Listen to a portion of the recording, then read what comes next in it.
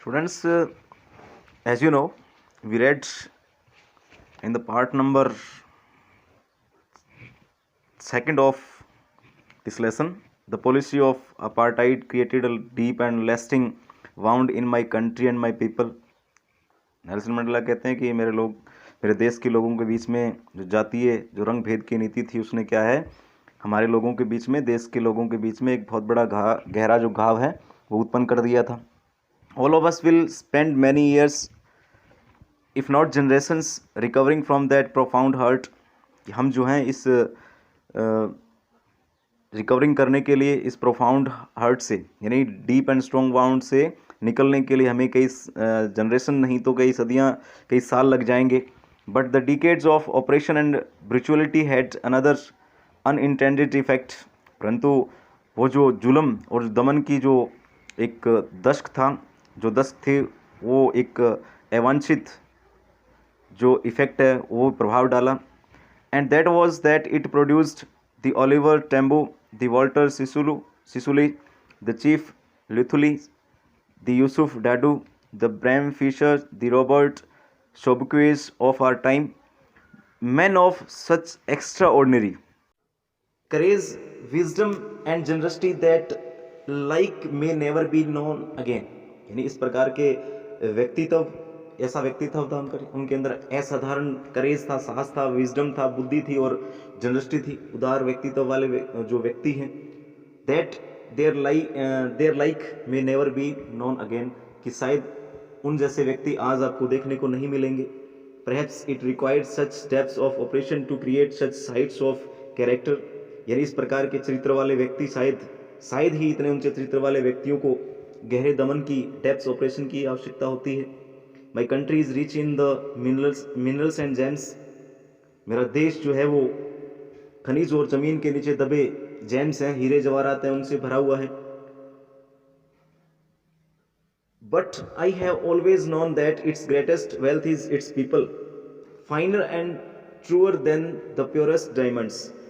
लेकिन मैंने तो हमेशा ही ये माना है कि इससे बड़ा, सबसे बड़ा जो धन है वो इसके लोग हैं, मेरे देश के लोग हैं, जो कि जो शुद्धतम हीरे होते हैं, प्योरेस्ट डायमंड्स होते हैं, उनसे भी कहीं ज़्यादा प्योरेस्ट हैं. वो बहुत सच्चे हैं, वो बहुत बढ़िया हैं, उत्तम क्वालिटी के हैं.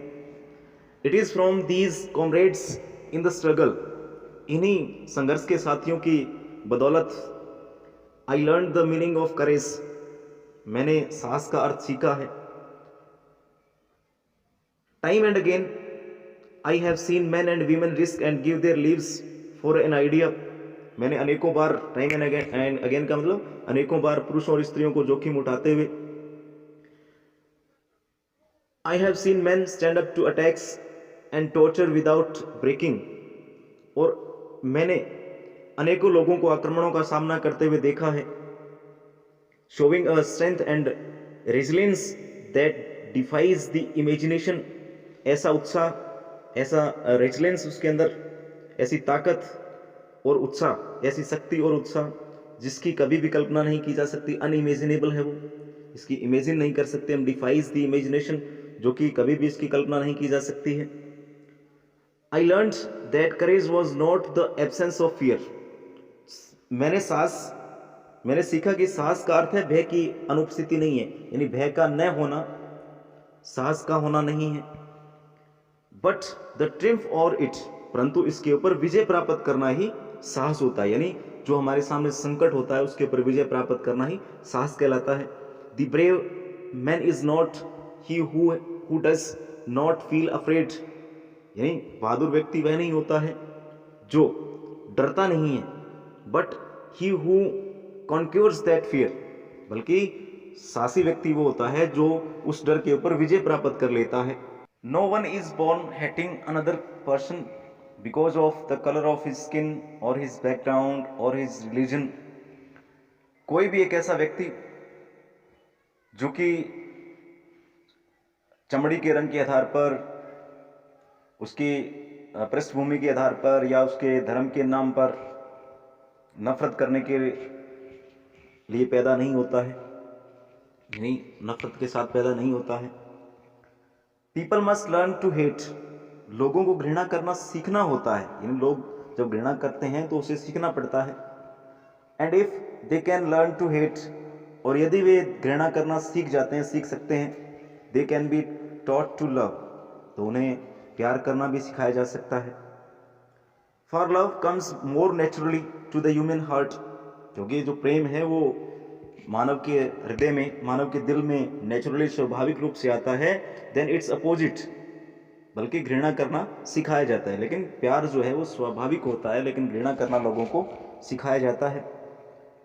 Even in the grimmest times in prison, यहाँ तक कि मैंने जेल में उदासी भरे दिनों में, उदासी भरे अवसरों पर, when my comrades and I were pushed to our limits, जब मुझे और मेरे साथियों को अपनी सहन करने की लिमिट्स पे, अपनी जो सहन करने की जो शक्ति होती है वहाँ तक धकेल दिया जाता था। I would see a glimmer of humanity in one of the guards, तो मुझे पहरेदारों में से एक पहरेदार में मानवता की एक जो झलक है, जो ग्लिमर है वो नज़र आती थी, झलक दिखाई देती थी।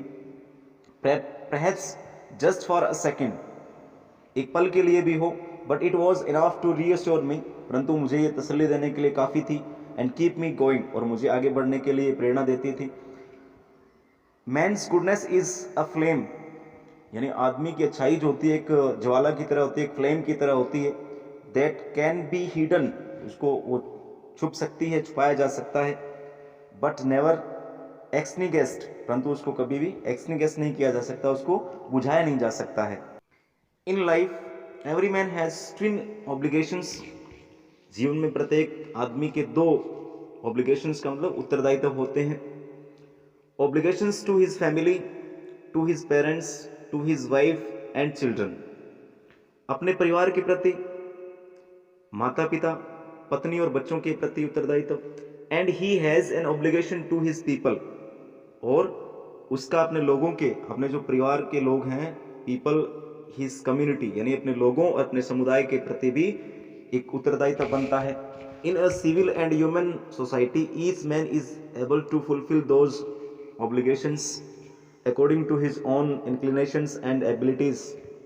एक सभ्य समाज के अंदर और एक मानवीय समाज में हर व्यक्ति, प्रत्येक व्यक्ति जो है वो इन जो उत्तरदायित्वों को पूरा करने, अपने टेंडेंसीज से, इंक्लिनेशन का मतलब टेंडेंसीज से, अपने व्यवहार से और अपनी सामर्थ्य के अकॉर्डिंग जो है, अपने सामर्थ्य के अनुसार इन उत्तरदायित्वों को पूरा करना होता है। But in a country like south Africa, परंतु साउथ अफ्रीका जैसे देश में it was almost impossible for a man of my birth and color to fulfill both of those obligations, यानी साउथ अफ्रीका जैसे देश में मेरे जन्म लेने, यानी मेरे जैसे जन्म लेने और मेरे जैसे रंग वाले जन्म लेने वाले व्यक्ति को इन ऑब्लिगेशंस को, इन उत्तरदायित्वों को पूरा करने का जो सपना है वो बड़ा इम्पॉसिबल लगता था, असंभव सा लगता था। In South Africa a man of colour, South Africa में, दक्षिण अफ्रीका में यदि एक व्यक्ति, काले रंग का व्यक्ति, who attempted to live as a human being was penalised and all isolated, यानी जब साउथ अफ्रीका में काले रंग का व्यक्ति कोई एक मानवीय जीवन जीने का प्रयास करता तो उसको सजा दी जाती थी और उसको आइसोलेट कर दिया जाता था, उसको अलग थलग कर दिया जाता था। In South Africa a man who tried to fulfil his duty to his people was inevitably ripped from his family and his home and was forced to live a life apart, यानी south Africa में यदि कोई व्यक्ति अपने लोगों की सेवा करने का प्रयास करता तो स्पष्ट रूप से, इनएविटेबली, उसको स्पष्ट रूप से उसके परिवार से रिप्ड कर दिया जाता था, काट दिया जाता था, अलग कर दिया जाता था और उसके घर से अलग कर दिया जाता था। And was forced to live a life apart, और उसको अलग थलग जीवन जीने के लिए मजबूर किया जाता था। A twilight existence of secrecy and rebellion, और उसका जीवन जो है एक गुप्त कह सकते हैं कि हम एग्जिस्टेंस था, उसके जीवन का एक गुप्त अस्तित्व, और उसको विद्रोह जैसा जीवन प्रतीत होता था, एक विद्रोही जीवन व्यतीत करना पड़ता था। I did not in the beginning choose to place my people above my family, यानी शुरुआत में आरंभ में मैंने कभी भी लोगों को अपने परिवार से अधिक महत्व देने का चुनाव नहीं किया, but in attempting to serve my people, परंतु मेरे लोगों की सेवा करने के प्रयास में I found that I was prevented from fulfilling my obligations as a son, a brother, a father and a husband. यानी परंतु मैंने अपने लोगों की सेवा करने में मुझे क्या हुआ कि मैंने पाया कि मुझे जो है एक बेटे के रूप में, एक भाई के रूप में, एक पिता के रूप में और एक पति के रूप में मुझे जो है बड़ी समस्या नज़र आती थी, समस्याएं लगती थी। I was not born with a hunger to be free. मैंने जो जन्म लिया था वो केवल आज़ादी प्राप्त करने के लिए, स्वतंत्रता के भूख से जन्म नहीं लिया था। आई वॉज बोर्न फ्री, मैं बिल्कुल आज़ाद पैदा हुआ था। Free in every way that I could know, यानी हर तरीके से जैसा मैं जानता था, हर तरीके से मैं फ्री था, आज़ाद था।